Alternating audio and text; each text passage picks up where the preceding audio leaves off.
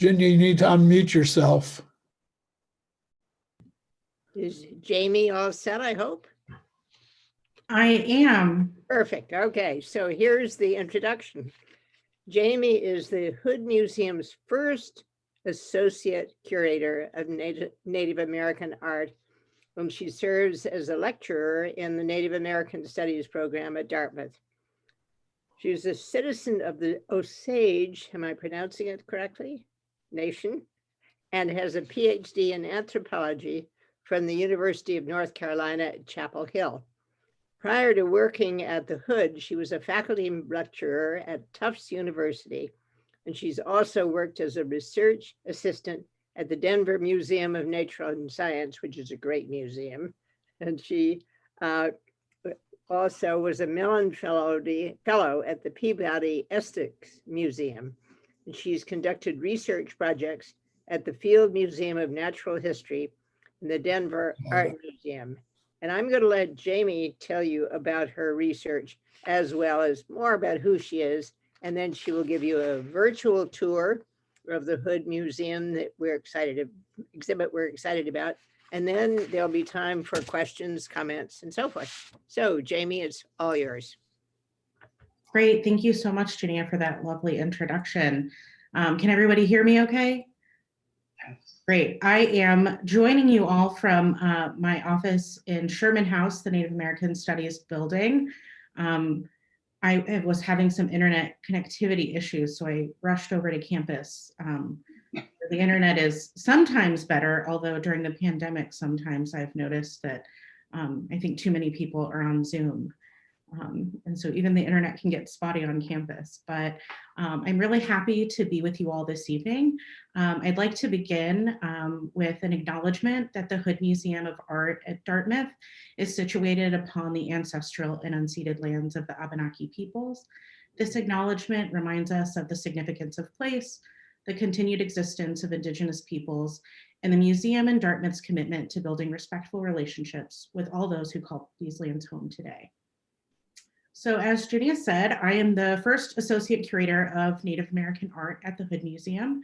And part of what brought me to the Hood Museum and to Dartmouth was a long held interest by both the museum and the Native American Studies Department to have a curator for the collection, but also a grant through the Ford and Walton Family Foundations. The project was called the Diversifying Art Museum Leadership Initiative. And this grant provided the first few years of funding for my position, funding for a number of curatorial interns in Native American art, as well as a 2-year fellow position. That position was filled by Morgan E. Freeman, who is the co-curator for the project that I will be, the exhibition that I'll be giving you all a tour of here in a moment. I say this because I always think it's important for people to know the context of how certain projects came to be, why certain decisions were made. So part of this project was an agreement that the Hood Museum would create an exhibition as well as a catalog. So I'm going to use this moment to share my screen and do a shameless plug for the catalog for the exhibition, Form and Relation. And those of you who are in the Upper Valley, this is available at Still North, which has in-person hours. It's also available, I believe, on Amazon. But one of the reasons why we chose Native American ceramics was because it was one of the existing strengths of the museum's collection. And it was also something that I was interested in connecting the flesh of the earth, or the embodied knowledge and understandings of place that exist within ceramic work amongst many Indigenous communities. And I also was really eager about the work that contemporary Native ceramicists were creating and how it has the potential to maybe disrupt people's expectations of what Native American ceramics are. So now I will share my screen again.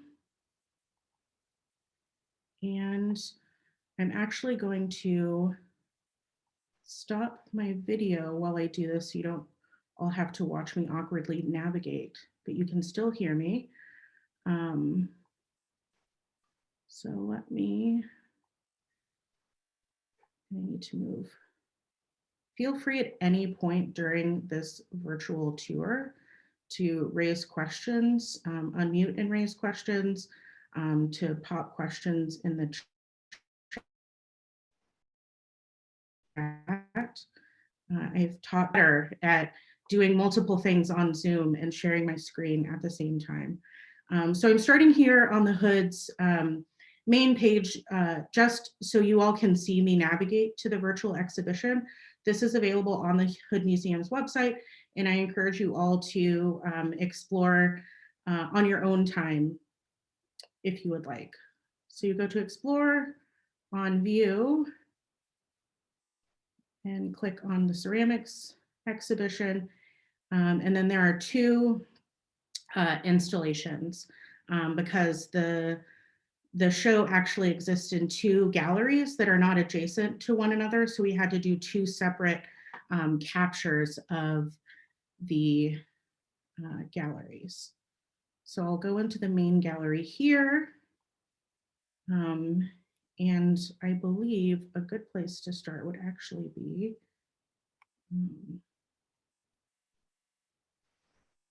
right here. This is a piece that a number of you have been looking at maybe as you drive by campus, or if you've been going for walks, you may have seen this piece in the museum's vitrine window.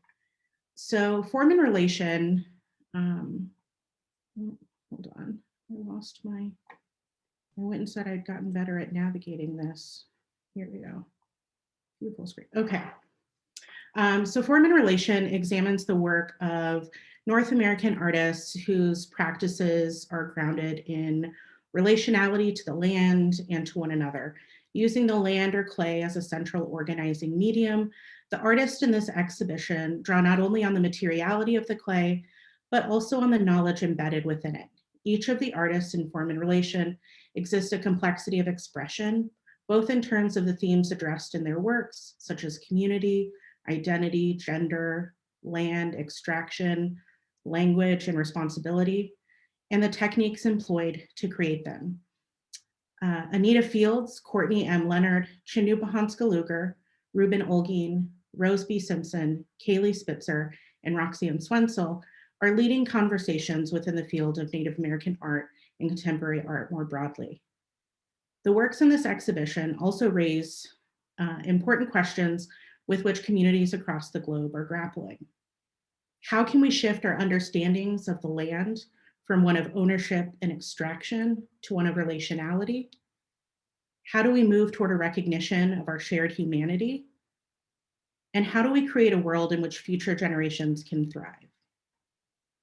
So these are the kind of guiding questions that we encourage people to think about as they explore the installation. Starting here, this piece, let me jump, actually, bear with me. This is much easier when you're browsing on your own.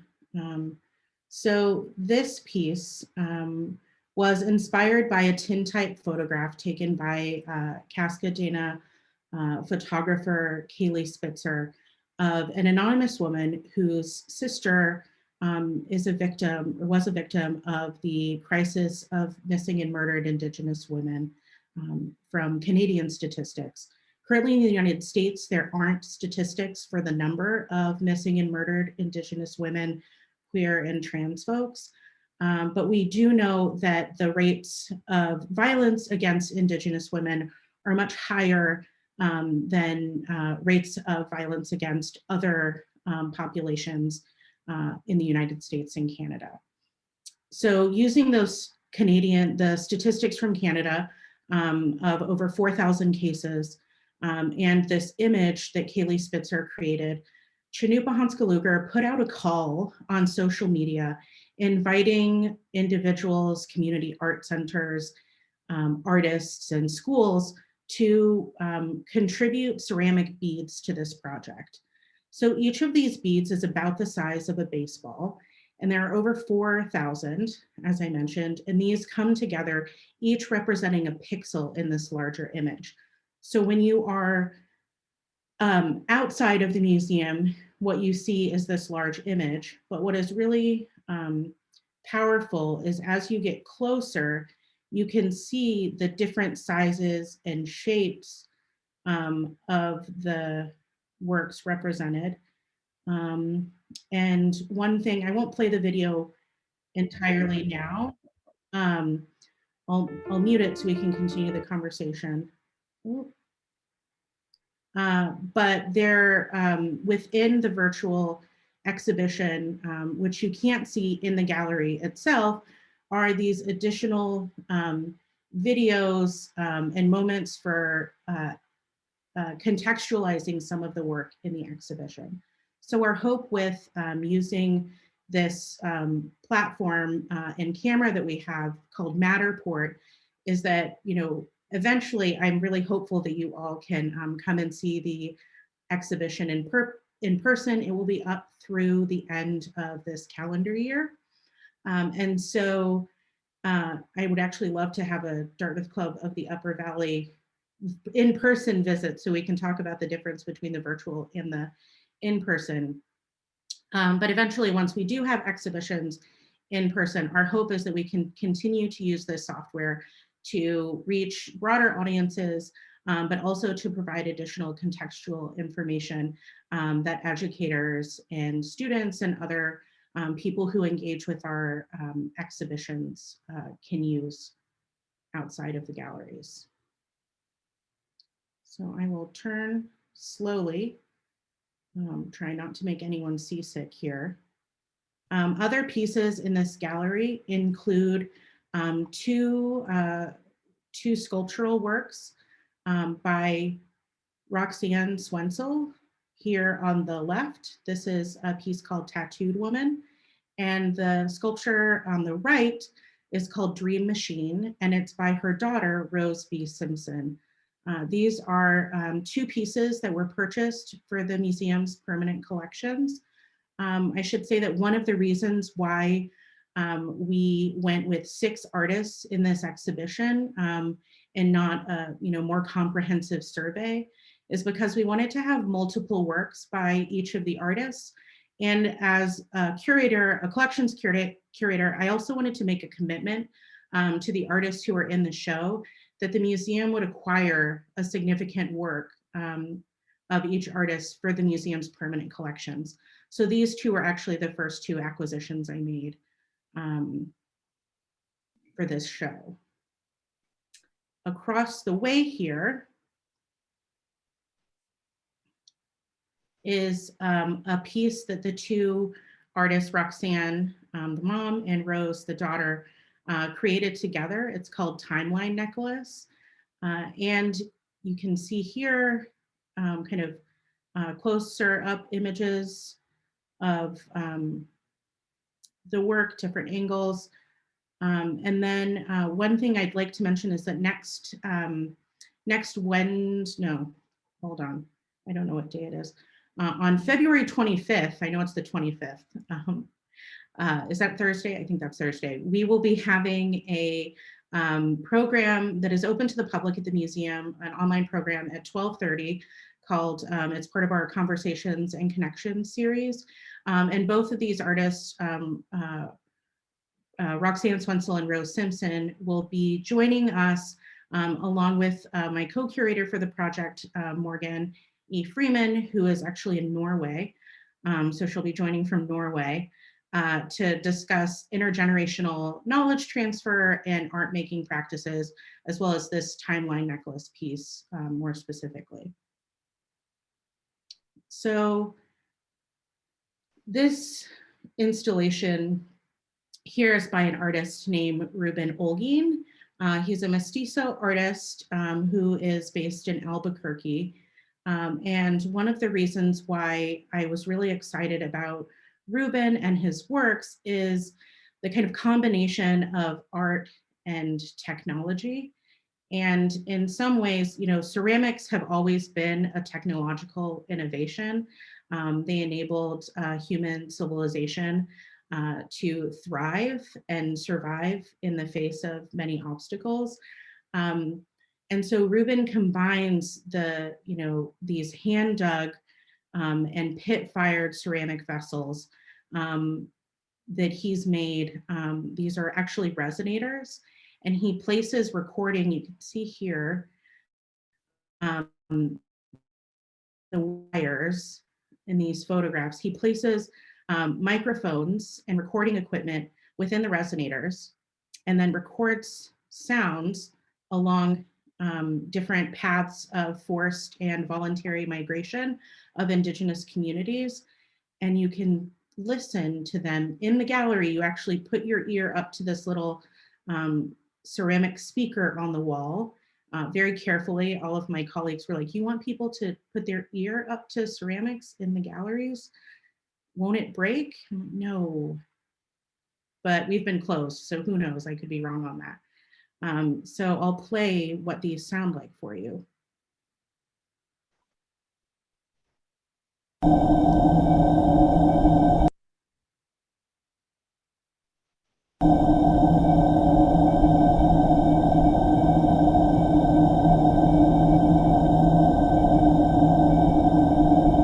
And then on this one, these were a different shape vessel that he was recording with.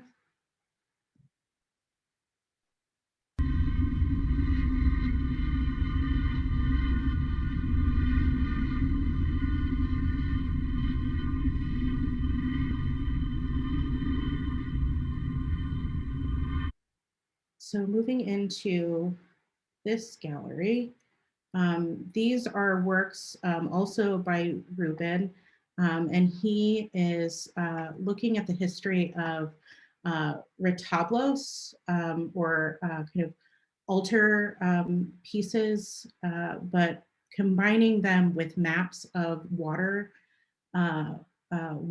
rights treaties, and using pigments that he dug from those places in order to create these images.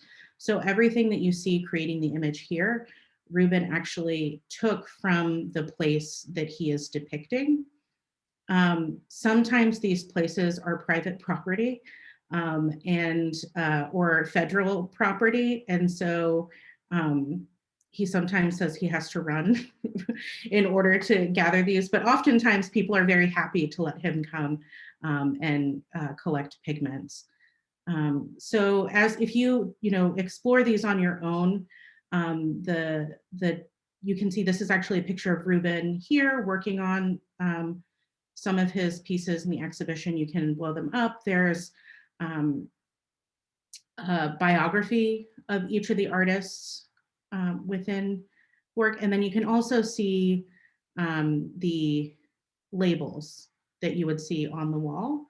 One thing that's interesting or that's wonderful about this program is that it actually allows screen readers. So if we have students or people visiting the museum who have visual impairments, their screen readers can actually read this text for them.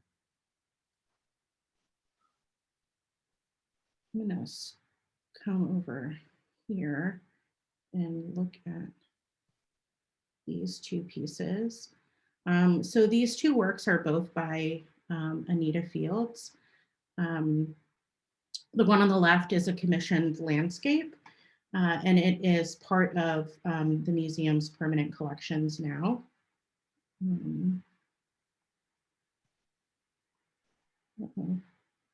Sorry, I got kicked out of my screen again. Okay, so this piece is called When Referencing the Earth and Sky. And one thing that is really special about this artist in the show is Anita Fields, is actually also a citizen of the Osage Nation. And she's an artist with whom I worked during my dissertation research. And so it was really great for me to be able to include her in this exhibition.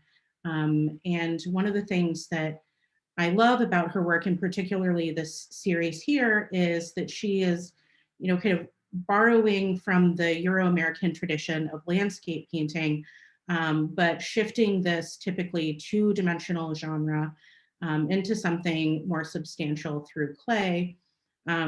Fields is actually trained as a painter, but now works mostly in clay. But I think that you can really tell that there must not be, oh wait, hold on.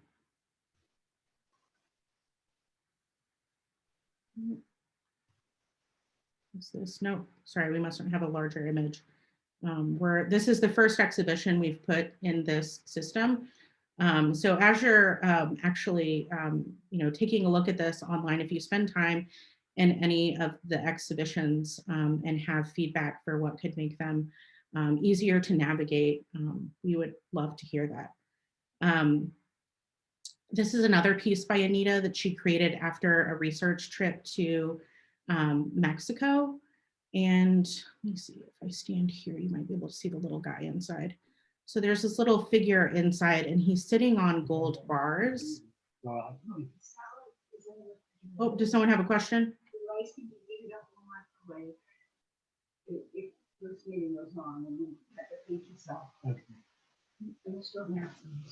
So this piece, or this little guy here is sitting on top of gold bars.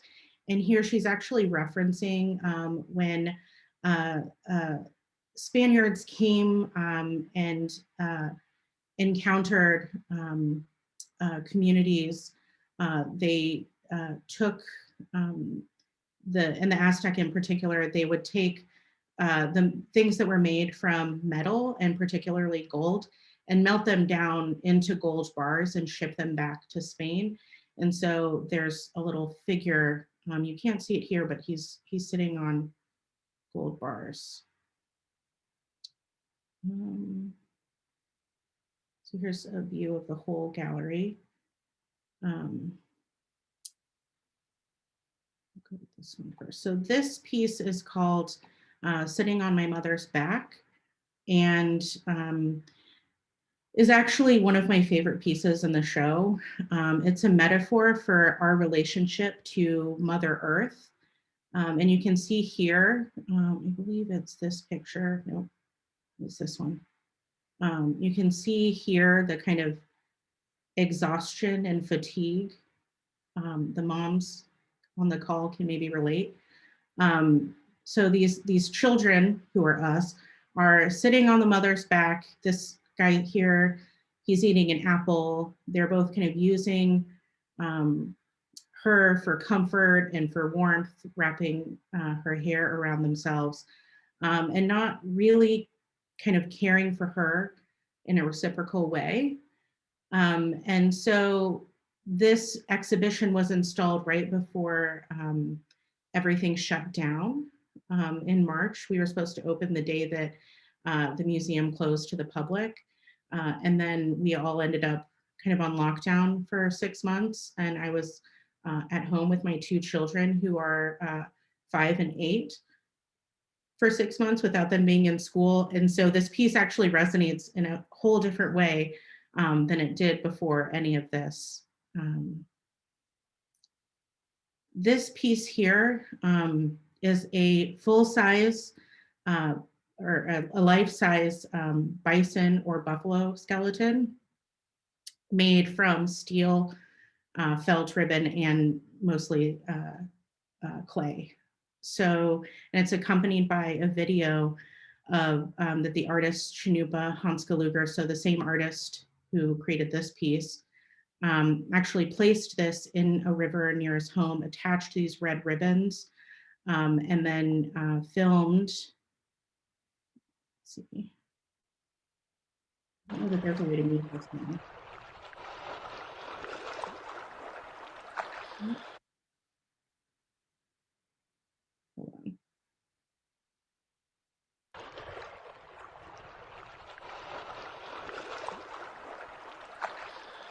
land is, the ocean is, the sky is, the earth is, and long before we are, but we are the living things. So I won't play the whole thing because I've heard that it's kind of hard to hear those videos over Zoom, but you can certainly watch it.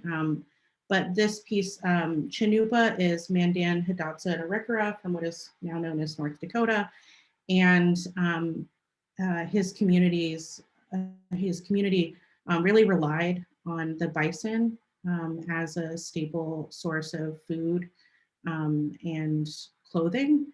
But also the land really relied on the buffalo, and it was part of, there was the ecosystem benefited from having multiple species, including the bison. And so Chinoopa writes about kind of the decimation of the bison population, but also the kind of hope that, indigenous nations are actually now bringing bison back to the plains through different initiatives. We have here a family activity.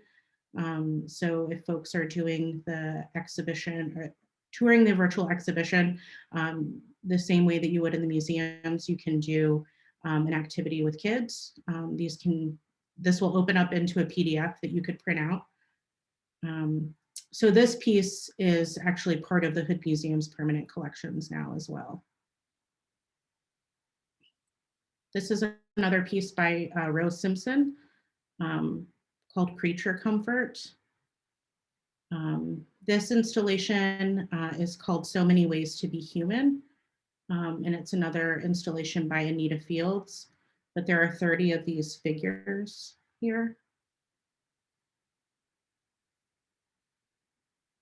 These figures, I don't know if you can tell, but they're wearing bandanas, and this one here is the black snake. So Anita's son and daughter both went to Standing Rock during the protest against the Dakota Access Pipeline. And so some of the figures you can actually see are kind of reflective of people in her life, but they're also purposefully indistinct. Before we go to the other gallery, I'm going to talk about this piece.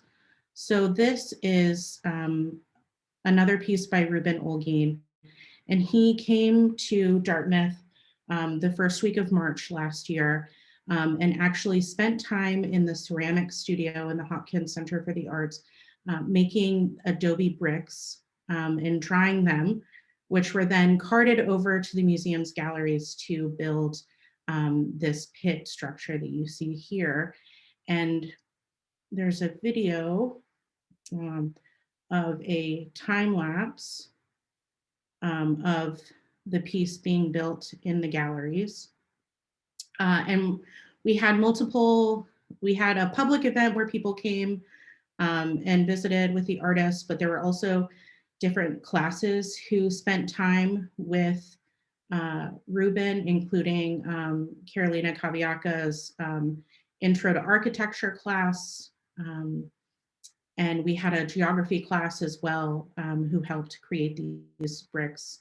And you can see Ruben here working with one of my interns, Sydney, and my co-curator, Morgan, in the galleries and putting this together. And so what's really kind of lovely about this piece is that it's a site-specific installation that is ephemeral. So when the show is over, we will take this apart. It's very heavy and difficult to move. So we'll actually take it apart brick by brick. And then the clay, which was locally sourced, and sand, which was also locally sourced, they'll be put into, to be honest, probably someone's backyard, maybe my backyard. And the rain will kind of wash it away and return the materials used to make this work of art back to the earth, which was something that was important to Ruben. So the other gallery in this exhibition is an installation by Courtney Leonard. Courtney is a Shinnecock artist from what is now Long Island, New York. And this installation is also now part of the Hood Museum's permanent collection. So when you come in, you can see the text here. But really, I encourage you to read more about it. There's actually an entire chapter in the catalog that Courtney wrote about this. But this is part of a series she has called Breach. And she does these annual logbooks. So this is her logbook for 2020. And she is thinking about the ways that, that we impose ourselves on the environment, but also the impositions that her own community, the Shinnecock, and other Indigenous nations face. So within this are, as you come up the stairs, it's supposed to look like the surface of water. And if you've ever thrown a pebble into a pond and you've seen the ripples emanate out from where you dropped that rock, that's what these painted forms on the walls are supposed to kind of create the sense of that. And so these are this is actually debris floating around the ocean. So the installation kind of begins here. Some of you may recognize this. This is actually the Wilder Dam. And Courtney spent time here doing some filming and some research, but she is kind of doing this study of what happens along the course of the Connecticut River from here in the Upper Valley all the way to the to Shinnecock Bay and the Atlantic Ocean. And so these here are ghost traps. So when commercial and other fishing vessels cut loose traps or nets, they continue to float around in the ocean and capture animals, but nobody harvests them. And so they kind of float around the ocean in a ghost-like fashion. We at one point talked about, there's this really great video about ghost traps, and we have a really, once we can have families in the museum and educational opportunities, there's really great possibilities for talking about, you know, these things with kids and how we relate to our environments. The part of the installation over here, these are reminiscent of red salt clay pipes. Some of you may know that before PVC and before copper were used, red salt clay was used for indoor plumbing. But now we use plastic. So thinking about the way microplastics make their way into our water sources. Here's this kind of fish trap form. What's really incredible about Courtney's work in all of these pieces is that there's no wire in any of these. They're actually entirely clay. So she weaves the clay into these forms, which if any of you have worked with clay or ceramics know how incredibly difficult that is. So with that, I actually want to leave time for questions. So I'll turn my video on, but I'll keep my screen share in case people want me to navigate to a certain area. Okay, so does anyone have questions? And you can put them in the chat or unmute yourself and ask them questions. Let me, not a question, but a comment. And what I find amazing, I mean, the actual pieces are really interesting, but what's even more interesting is the technology that's connected to watching to viewing this, both obviously remotely, but when you can go into the museum, the opportunity to learn in greater detail all about this exhibit just by, pressing a button. It used to be you go to a museum and you just read what was written on the walls next to the work of art, and now it's much more interactive, that's remarkable. So kudos to the Hood Museum for taking advantage of this technology. Yeah, and one thing that's really, I am not a technologically savvy person at all. You may have been able to tell from how I kept getting kicked out of the window I was trying to be in. But this Matterport software was actually developed for realtors, for people to be able to do virtual tours of homes without visiting them.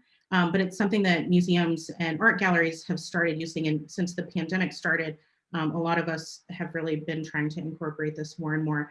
But the camera actually does all of the work. So you set each of these points on the floor here is where we place the tripod. And the camera actually rotates itself 360 degrees and takes literally hundreds of pictures from different angles as it rotates. It has multiple lenses. And then the software, it stitches it all together. So there's literally, not literally, but very little like technological know-how involved in doing this. So it's really an accessible thing. So we've been doing more capture. So those of you who missed the Orozco murals, we've done the Orozco murals in the library. We've also done the Florian Jenkins murals that are not publicly accessible, as well as other installations in the museum.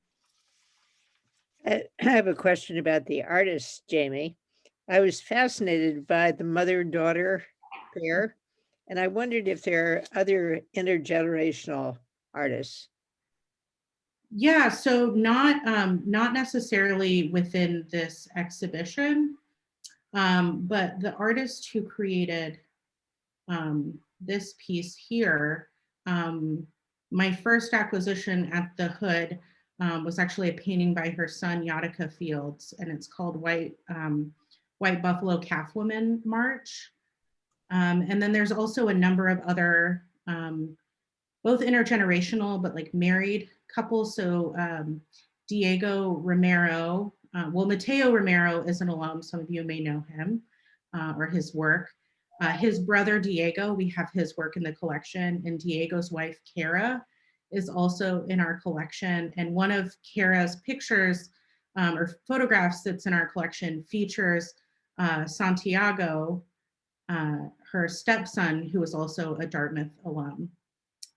So there's lots of intergenerational and family connections in the collection. Now, I have one other question. I was interested that you said that there was one exhibit that is now, I guess not being shown, but I wondered if any work had been done with the Hovey murals. Yeah, so the Hovey murals were captured before we actually had the camera that we're using currently.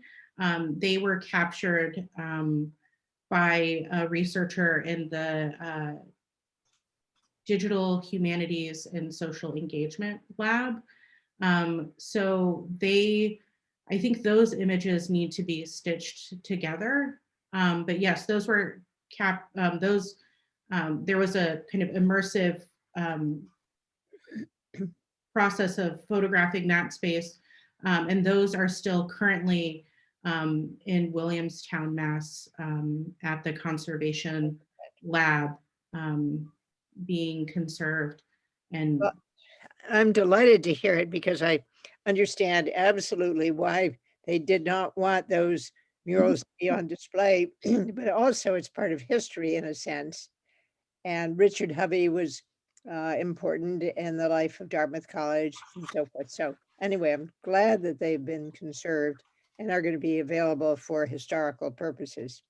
Thank you. Yeah, yeah, and I teach with the Hovey murals in many of the classes that I teach, and have taught kind of a intro to Native American studies. I have a lecture on the Hovey murals as an interesting way to think about how these kind of like fictive historical narratives are constructed, and how they kind of become more believable than the actual history in interesting ways.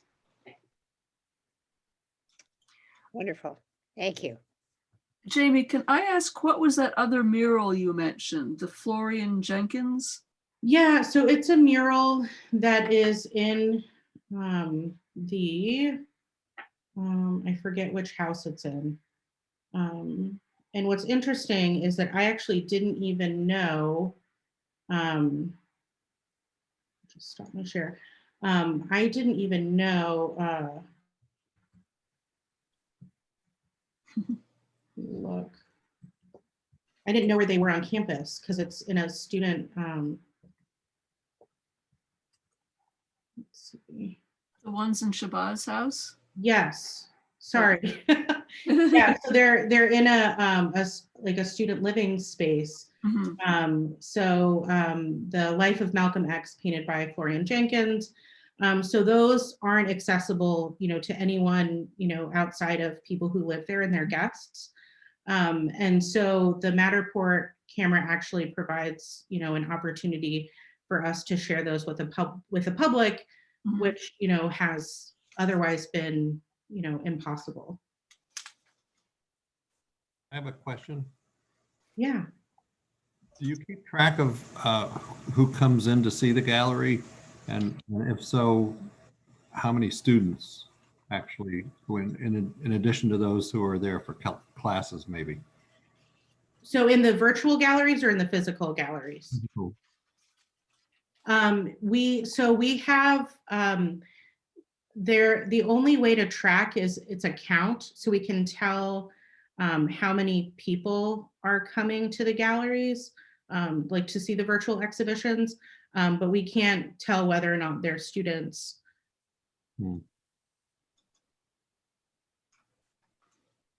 Yeah.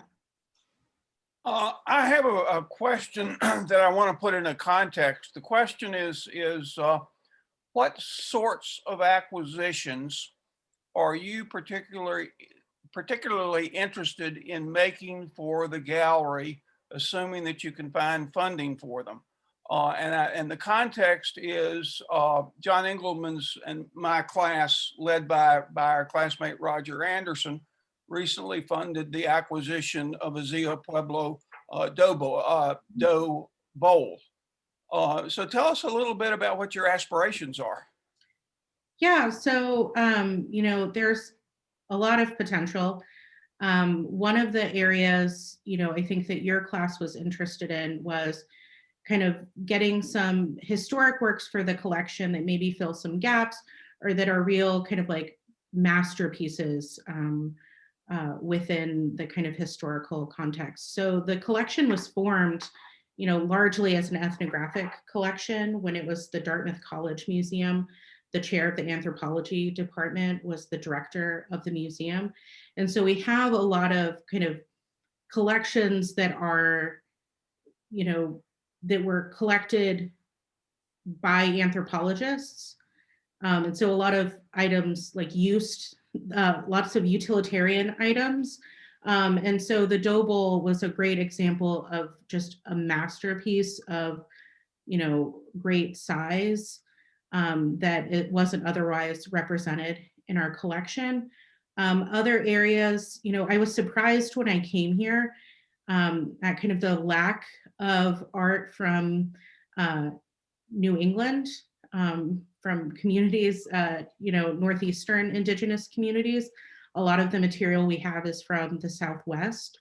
And so I'm really looking to increase the works we have of, regional Indigenous artists, both historic and contemporary.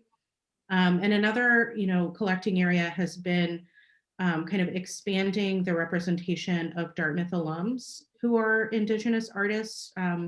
So we have, Mateo Romero represented in the collection. I'm currently working on acquiring a work by Geo Neptune, who's a Dartmouth alum and a Passamaquoddy basket maker. Margaret Jacobs, who some of you may know, is an alum, used to work at AVA, does sculptural work.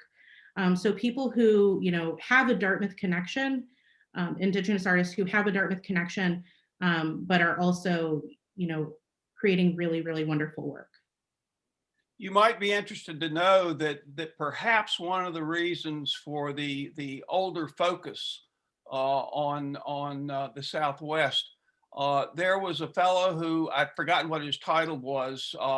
He basically ran the museum when it was in Wilson Hall, and he was an anthropologist named Alfred Whiting.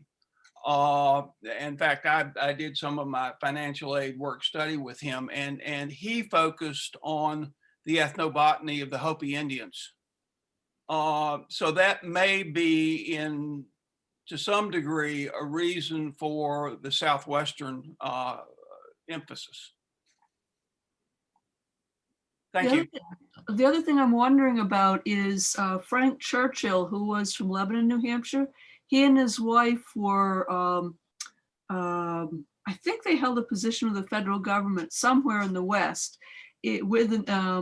perhaps the Bureau of Indian Affairs in like 1900, and they were collectors, and they brought back, after they lived for quite a long time there, they brought back some of their collections, and I don't know whether their collections went to Dartmouth at all. Yep. Or stayed in Lebanon. Yeah, so we have their entire collection. So he worked for the Bureau of Indian Affairs, and his job was to kind of do inspections and write reports on boarding schools on different, within different reservation communities. And so while he was, doing that work, his wife Clara was, doing a lot of the collecting. What's interesting is that when the director of the museum, when that gift came in, he later took a job at the Smithsonian. Mm-hmm. He actually took a bunch of the archival materials, so the journals that they kept, letters that had been written, with him, because they were in boxes in his office. And so we recently, and we had some of the archival material was here. So one of the things that I worked on when I first got here was actually sending, digitizing what we had here for our own records, but actually sending the remainder of the archival materials to the Smithsonian, to the National Museum of the American Indian, because they are digitizing them. They also, more people know to go to the Smithsonian, the National Museum of the American Indian Archives, when doing certain kinds of research. They have more funding opportunities than we have for researchers. And so it was a great way to make that more accessible. But we have the objects that they collected, a number of them. Jami, let me ask you a question. A number of museums, especially in the last, 30, 40, 50 years, have gotten into disputes about the acquisition of antiquities. And in some cases, they've had to return those pieces to the countries from which they originated. Is that an issue with any of the Native American art in the Dartmouth collection? Yes and no, not necessarily any of the art. Some of the things that were not collected as art, but were collected as, ethnographic specimens. Yes, they do fall under, there's a piece of legislation called the Native American Graves Protection and Repatriation Act that was passed in 1990. And so we, maintain compliance with that. There are also, some things that we have in the museum that we just simply shouldn't have, including, Native American human remains. You know, there are currently about 19 individual ancestors whose remains are in storage. And so one of the projects we're currently working on is determining which communities those should go to under that legislation, which nations those remains should be repatriated to so they can be reburied. But that's, you know, there's a difference between that and some of the kind of, you know, objects of like cultural patrimony or other things. There are some things in our collection that communities may wish to return, and we're certainly open to having those conversations. I haven't been a part of them at this institution, but I have at other places. And one of the things that I've learned is that, you know, even if something, you know, that is an important part of a museum's collection is returned to a community, there's usually a kind of collaborative project to replace that with something, you know, made by an artist in that community, or some kind of, you know, dialogue that kind of enriches the collection in another way.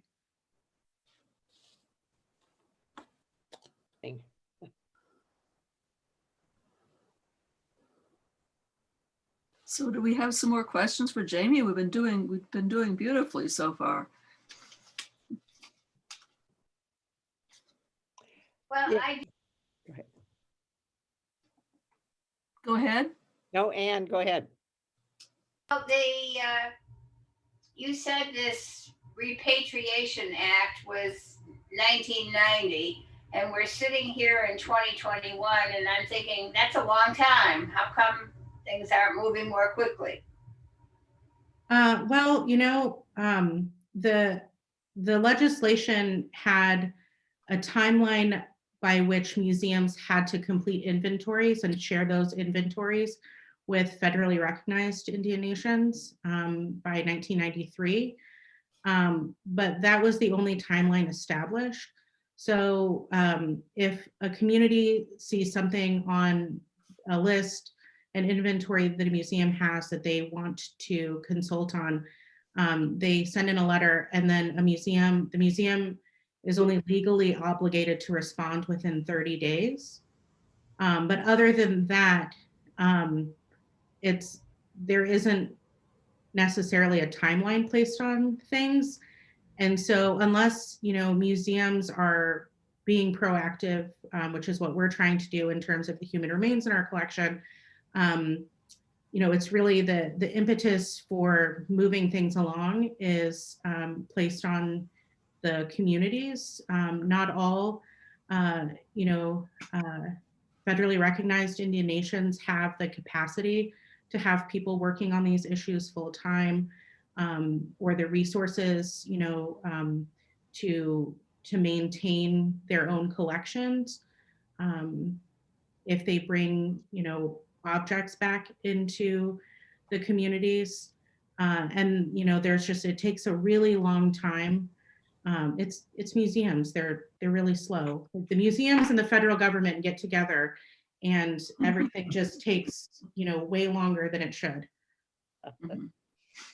I have a question, Jami. If let's say I'm a writer, and so I'm interviewing you as a writer, and I would like to know what it was that brought you, or why did you come to the Hood Museum? Well, I got into Dartmouth as an undergrad and decided not to come here. I know.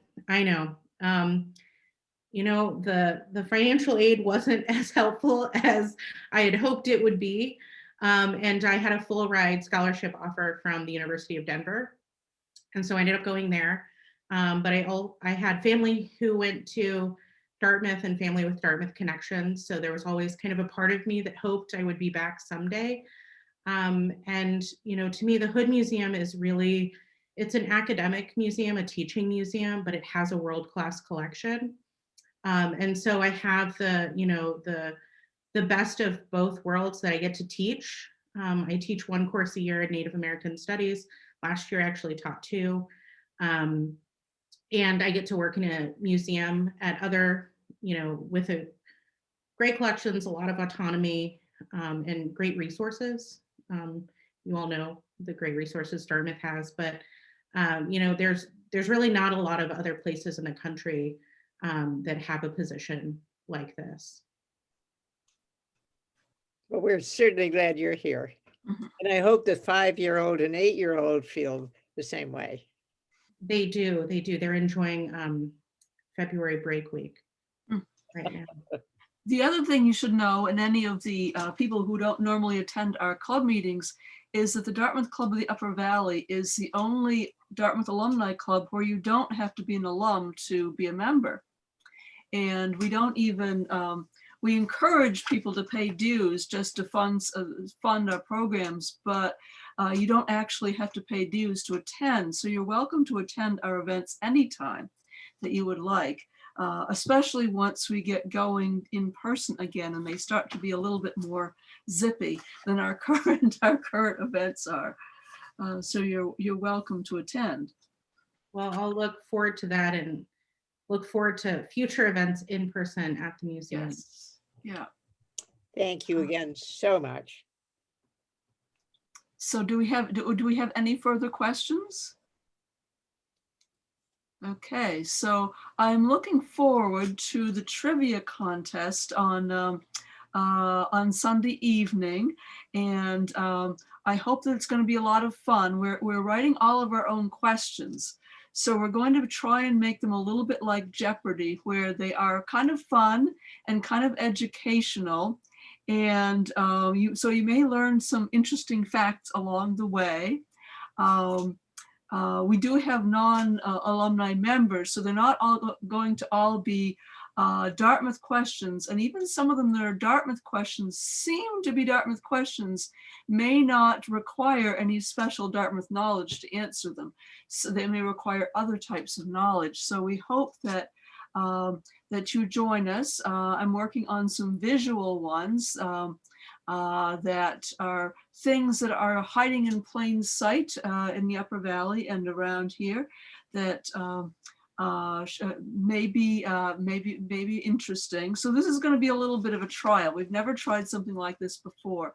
So feel free to come and join in, and you can giggle at our efforts at running a trivia contest, but we hope it's going to be that it's going to be a lot of fun, and then anybody can earn points, and the winner at the end gets a good book out of it, and hopefully some good fellowship out of it too. So this is the end of the formal part of our meeting, but feel free, if you feel like chatting, then just unmute and we get to chat a little bit. Well, thank you